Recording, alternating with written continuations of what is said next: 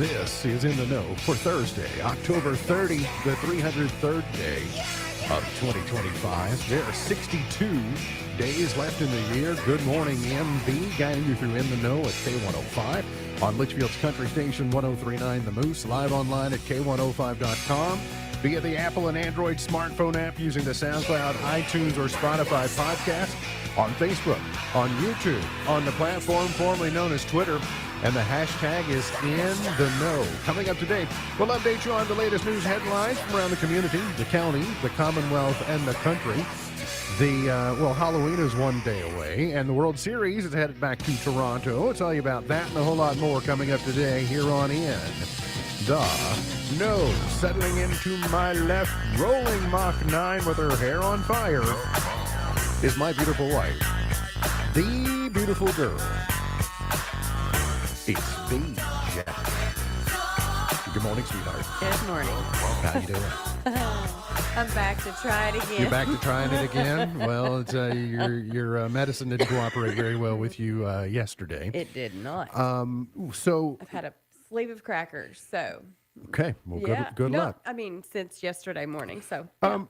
We have an abundance of pumpkins, We do. but we do not have currently, that I'm aware of, any actual jack-o'-lanterns.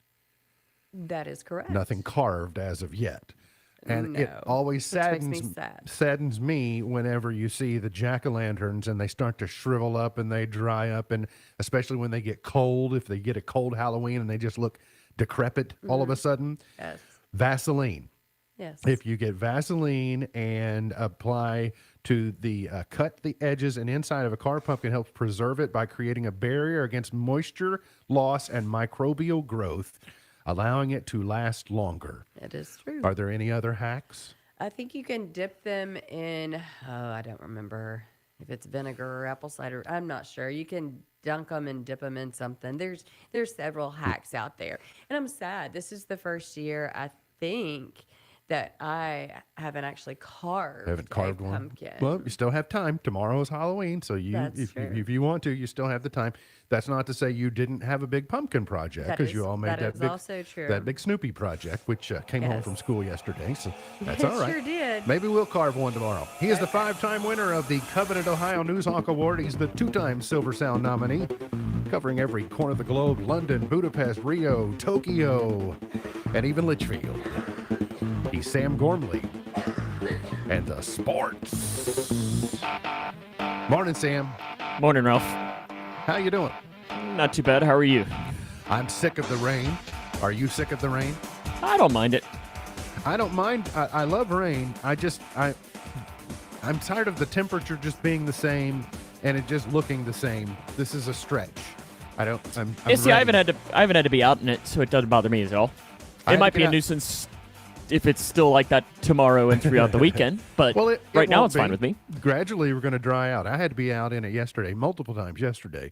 One time when it had just rained heavily, and then yesterday the parkway was pretty wet, and even the school drop-off was wet this morning. But I told Alea, I said, I think by the time you get out of school today, things are going to be much better weather-wise, and that seemed to lift her spirits. Morning rainfall going to push east through midday and early afternoon. You'll see a mix of sun and clouds for your Halloween. That's tomorrow.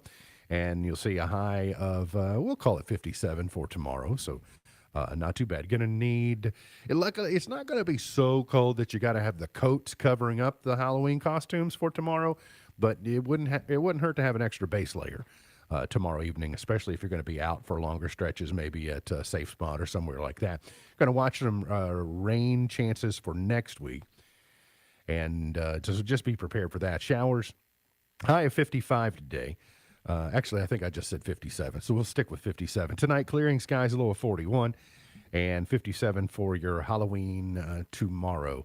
I think I was glancing at Halloween, so I'm going to walk that back, and I'm going to say 55 today and 57 tomorrow and 58 on Saturday. Fine. We'll be within a couple of degrees of that, surely. Also coming up on Sunday, daylight saving time ends. We will fall back. We will get the extra hour, if you will.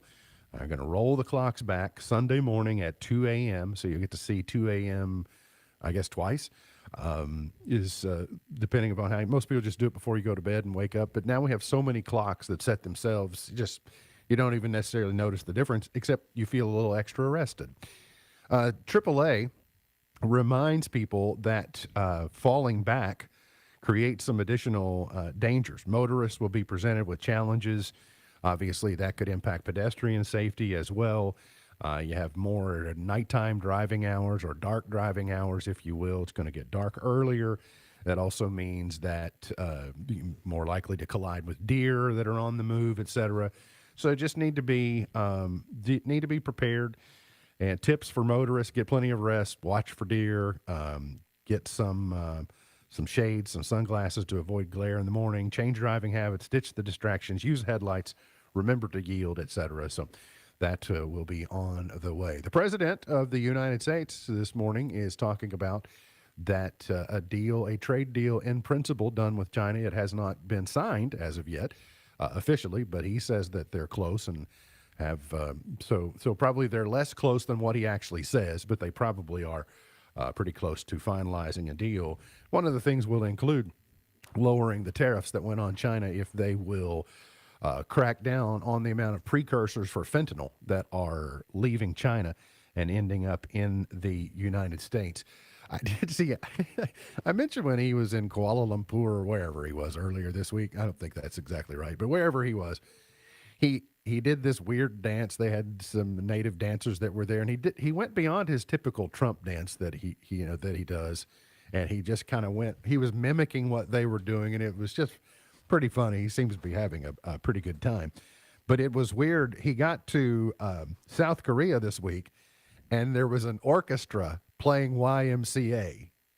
So hearing the orchestral version of YMCA struck me as pretty funny. But he also got, I don't know if they were doing this as tongue in cheek or if they were what they were doing, but they gave him a crown. They gave him an imitation crown from I think from South Korea, and he said, "I want to wear it so bad right now." And of course, he probably does. He leans into the No King's Day thing, pretty funny, but. Anyway, President Trump be back home soon. And then I saw some of the video last night from the Turning Point USA event down in Mississippi, and I think there were about 13,000 Ole Miss students that were on campus for that. Vice President Vance was there. It was Erica Kirk speaking at the first Turning Point USA event since the memorial service. She introduced him, and the vice president just basically held the same type of forum that Charlie Kirk had done. He invited people to ask questions, and he gave tough answers. And I will tell you, I've not seen a vice president of either party lean into an open mic event. Basically, just whatever questions you want to ask, just bring it to me. And Vice President Vance seemed to be pretty skilled at handling that and treating people who don't necessarily agree with him respectfully, which is what Charlie Kirk was kind of known for on those college campuses. We have been talking most of the week about the possibility of SNAP benefits ceasing come the weekend. As a reminder, in case you haven't heard, the U.S. Department of Agriculture said started in on Monday. I think they posted it over the weekend that said SNAP funding was going to run out and that new payments would not go out on November the 1st, which has caused a scramble and concern. And so we've kind of focused on that much of the week. About Tuesday or so, we heard from the governor who was just trying to give people, here's what you might do. You might turn to your local food pantry.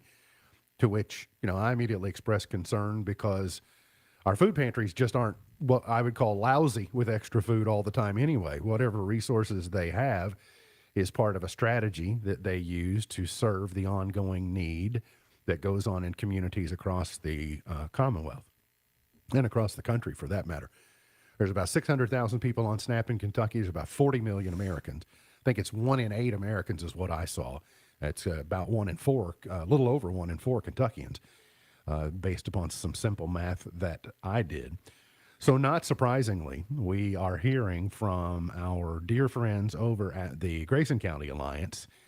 They are looking for help with food donations as donations are down this year. And that was before the news of the SNAP benefits perhaps being disrupted come the weekend during the middle of the government shutdown.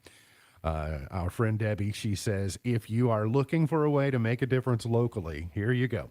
Our food donations are down this year, but you can help us make sure we are ready to support anyone who reaches out for help. The Grayson County Alliance Food Pantry is a major source of nutritious food for Grayson County families who struggle with food insecurity. The pantry serves hundreds of Grayson County families every month. Most needed: cereal, oatmeal, rice, peanut butter, canned fruit, canned vegetables, tomato juice, canned meat, beef, chicken, tuna, etc. Mac and cheese, beef stew, chili with meat, non-perishables, things that are high in protein, obviously, would be helpful for sustenance. And a reminder, we every time we partner with the Alliance on some type of project, we remind you $1 is 8 meals. $1 is 8 meals. That's why when we talk about when you sponsor a duck during the Ducking Hunger Regatta, one duck is 40 meals.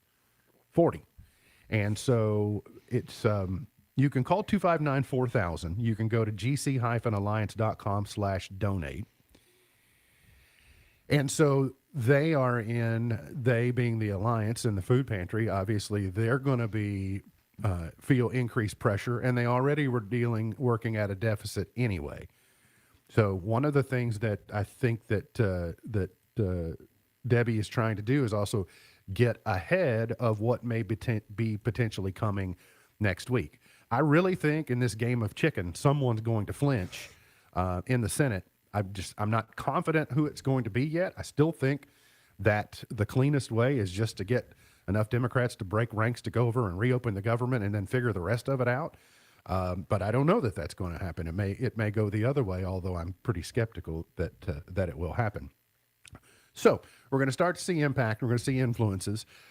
You know how supportive we are of the Alliance and their initiatives. In fact, pulling the curtain back completely, the 30 Days of Thankful Giving box is already in the studio, ready to begin our encouragement of filling your boxes for the Thanksgiving season that will begin on Saturday. So it's important to them. It's important to us. So anything that you can do in addition to help the Alliance, please do. Again, gc-alliance.com/donate. And they're on Brandenburg Road, 2203.